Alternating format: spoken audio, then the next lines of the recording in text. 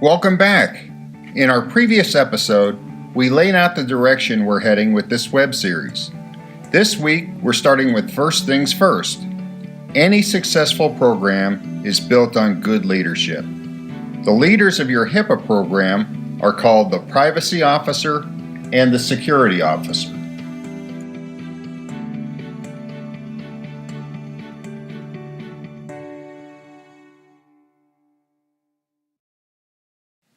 Just a couple of quick notes before we start. The lesson slides forward automatically, but feel free to use the player controls at the bottom of the screen. Check out the Resources tab at the top left of the screen to find links to HIPAA general information from the Department of Health and Human Services, links to other HIPAA information specific to the lesson topic, and contact information for Lake House Consulting. Let's get started. Two sections of HIPAA regulations contain the bulk of your compliance requirements, the privacy rule and the security rule. Each rule has its own requirement that practices name someone responsible for those areas. We'll talk more about the specifics of the privacy and security rules in later episodes, but for now, let's focus on who is responsible to lead each one. Now, imagine yourself running a practice with, let's say, 10 to 20 people. You probably don't have room in your budget to add 2 people to fill the privacy officer and security officer roles.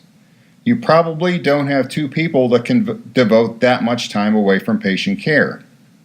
In most practices we work with, the office manager fills both the privacy officer and security officer roles. Let's talk about who your practice should assign. Here are a few questions that may help guide you in selecting a privacy and security officer. First, should one person fill both roles in your practice? This really depends on the size and organization of the practice. Larger practices split these roles, but in a lot of cases, that's just not possible. Next, who has the authority to head up your privacy and security programs? I think this is the most crucial of the 3 questions. Both the privacy officer and the security officer, whether or not they're the same person, will need the authority to carry out your HIPAA program. In some cases, they're going to have to tell people what to do, and they're going to have to make decisions. We'll get into their specific duties in a few minutes, but for now, let's look at the last question. Who has the knowledge to carry out these programs? If you have someone or 2 someones in mind after answering the first 2 questions, this should be easy. Your selectee doesn't necessarily have to have the knowledge in order to be assigned these roles. They just need to be trainable. Your answers depend on your situation, but the bottom line is that every practice needs to fill both the privacy officer and security officer roles. So what's next after you make your assignments? First, officially assign the privacy officer and the security officer in writing. You'll need to keep the assignment letters in your HIPAA file for a period of 6 years at the end of the person's assignment. You could be required to produce the assignment letters if you're ever audited or investigated by the Department of Health and Human Services, so keep them in a safe place. Then let everyone know who your privacy and security officers are by announcing the assignments to your entire staff. You may want to post the assignments on your staff bulletin board as well. If the assignees require advanced HIPAA training, make that a priority so they can get your program up and running. Now let's take a look at what these assignees will actually do. HIPAA regulations outline 2 major requirements concerning the privacy officer. Let's take a look at the official language and then break it down into simpler terms. A covered entity must designate a privacy official who is responsible for the development and implementation of the policies and procedures of the entity or the practice. So, this is the requirement we mentioned earlier. A practice must name someone in writing to lead their privacy program. Their role is to develop privacy policies and procedures and then make sure the team follows those policies. We'll discuss policy and procedure specifics in upcoming episodes.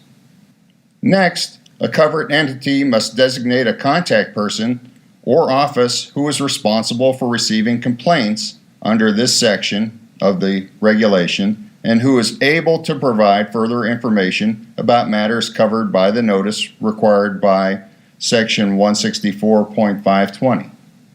Essentially, this requirement makes the privacy officer the go-to person for patient complaints or questions about the privacy of their health information. By extension, they also become the person your staff can go to if they need to report a privacy breach. The part of the requirement that says able to provide further information about matters covered by the notice refers to the notice of privacy practices each practice is required to have. We'll outline the notice of privacy practices in episode 3. As a side note, these requirements come from the HIPAA Administrative Simplification Regulation. We've posted a link to the full text on the Resources tab. Before we get into the security officer responsibilities, you might be wondering why there are two different roles, one for privacy and another for security. We'll deal with each rule in depth later, but here's the fundamental difference. The privacy rule is designed to protect patient information in any form. The security rule is designed primarily to protect patient information in an electronic format, such as electronic healthcare records. That's why in larger practices, the privacy and security roles might be led by separate people. A practice that has the luxury of having an IT director or chief information officer might use that person as the security officer, while an administrator might serve as the privacy officer. Regardless, the rules remain the same. So now that we understand the difference between the two roles, let's look at the security officer responsibilities. The regulation has one deceptively simple blurb about the security officer. Identify the security official who is responsible for the development and implementation of the policies and procedures required by this subpart. This looks pretty much like the privacy officer responsibilities, but there are big differences below the surface. The security rule requirements are much more specific, and there are a lot of them that require detailed policies and procedures. We'll see that more when we get into the security rule episode. As a wrap-up, we're building these episodes in the same way we develop compliance programs for our clients. In this episode, as with our clients, we've suggested the first thing you do is to name a specific person or people to head your privacy and security programs. Evaluate who should lead your privacy and security programs, formally assign them to their roles, announce their roles to your staff, and make sure they have the training they need to be successful. We'll continue to help build your program, so stay tuned. We've chosen an easy but important topic for our next episode, the Notice of Privacy Practices, or NPP. We'll talk about the requirements and show you a quick way to develop your own compliant NPP. If you already have a Notice of Privacy Practices, you'll still want to check this episode out since requirements have changed and we still see a lot of older, non-compliant notices in use. If you'd like us to cover a specific topic or need any help with HIPAA compliance, feel free to drop us a note.